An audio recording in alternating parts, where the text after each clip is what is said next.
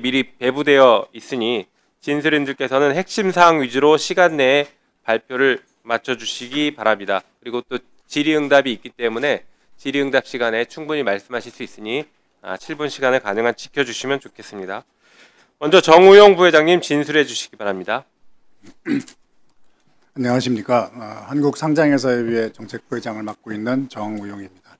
우선 이런 제가 말씀드릴 수 있는 기회를 주신 데 대해서 깊은 감사의 말씀을 드리겠습니다. 시간이 없으니까 그냥 본론으로 들어가서 간략하게 말씀드리겠습니다.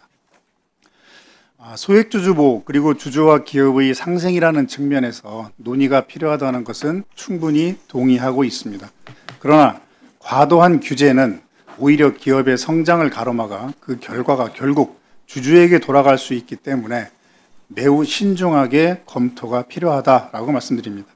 가장 큰 문제점은 지금 논의하고 있는 집중투표제도와 감사위원 분리선출이 서로 결합할 경우에 최대 주주가 50% 이상의 지분을 보유하고 있더라도 기관 투자자 등 소수 주주가 연합하여 이사회의 과반수를 선임하는 결과가 나타날 수 있다는 것입니다. 최대 주주가 자신의 지분 비율에 상응하는 수만큼 이사의 수를 선임하지 못하게 되는 것은 최대 주주의 재산권에 대한 불합리한 제약이며 회사법의 근간인 자본 다수결 원칙을 심각하게 훼손하는 것이라고 생각합니다. 특히 공정거래법상 지주회사는 상장 자회사의 지분을 30% 이상 의무 보유하도록 규정하고 있기 때문에 분리선출 확대 그리고 집중투표가 결합된다면 부작용이 극대화할 가능성이 있습니다. 설명을 좀 편하게 해드리기 위해서 의원님들의 이해를 돕고자 책상에 이런 그림을 한 장씩 제가 드렸습니다. 이 그림을 중심으로 간단하게 말씀드리겠습니다. 기본적으로 대주주의 전횡을 방지한다는 취지는 공감하지만 실제 발생할 수 있는 문제점을 이런 사례를 한번 만들어 봤습니다. 보통 우리나라의 기업의 이사 수는 7명 내외가 가장 일반적입니다. 그리고 감사위원회를 두는 경우 4명의 이사를 선임하고 감사위원 3명을 선임해야 합니다.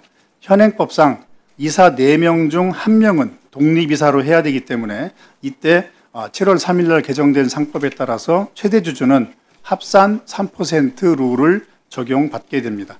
이 경우 3명은 최대 주주가 추천하는 사람으로 선임할 수 있다고 해도 1명은 최대 주주 이외에 2대, 3대 주주가 연합을 한다면은 이 독립이사는 그 2대, 3대 주주가 추천하는 사람이 될 가능성이 상당히 높습니다. 그래서 여러분들 그림 보시기에 지금 현행이라고 되어 있는 부분입니다. 그래서 위에 사내이사 3명, 독립이사 1명, 그리고 밑에 독립이사 3명으로 표시된 것은 감사위원회 위원입니다. 자, 이렇게 되면 지금 4대 3 정도로 지금의 경영진이 경영권을 행사할 수 있는 그런 구조가 됩니다. 그런데 오른쪽에 있는 그림을 보시면 만약에 집중투표제와 감사위원 분리선출이 결합해서 시행이 된다면 집중투표로 인한 것과 분리선출 모두가 다 특히 분리선출 같은 경우에는 최대 주주의 특과 특수관계인이 3%가 합산돼서 적용되기 때문에 그림에서 보시다시피 최대 주주가 추천하는 이사는 3명이 되는 거고 2대와 3대 주주가 추천하는 그런 이사나 감사위원 등은 4명이 되어서 결과적으로 3대 4가 되어서 경영권이 자연스럽게 넘어가게 되는 그런 결과를 초래할 수 있습니다. 이런 점 때문에 기업이 상당히 우려를 나타내고 있다라는 점을 말씀을 드립니다. 특히 감사위원 분리선출 제도는 2020년 상법 개정으로 도입이 되었는데 제도 도입 당시에 분리선출 감사위원을 1명으로 정한 취지에 대해서 법무부는 모든 감사위원을 분리선출하면 경영에 우려가 발생할 수 있기 때문이다라고 밝힌 바 있습니다. 즉, 1명의 감사위원만을 분리선출 대상으로 규정하고 그 이상은 회사의 정관 자치로 둔 것은 회사의 원활한 경영활동을 보장하기 위한 것입니다.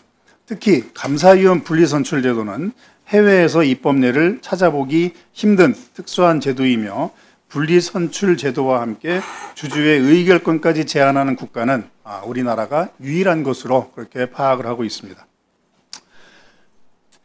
특히 실제로 2019년 3월 달에 보면 미국계 행동주의 펀드 엘리엇은 현대자동차와 현대모비스를 상대로 경쟁사, 즉 캐나다의 전기자동차 업체였습니다. 그 전기자동차 업체의 CEO 등을 감사위원 후보로 주주 제안을 한 바가 있습니다. 결국은 이렇게 될 경우에 경쟁사가 그 이사 또는 감사위원으로 경쟁사가 미는 그런 사람이 감사위원으로 되면, 특히 감사위원으로 선임이 되면 당연히 이사의 자격도 갖게 되기 때문에 회사의 기밀 유출이라든지 이런 것 등이 상당히 우려될 수밖에 없습니다.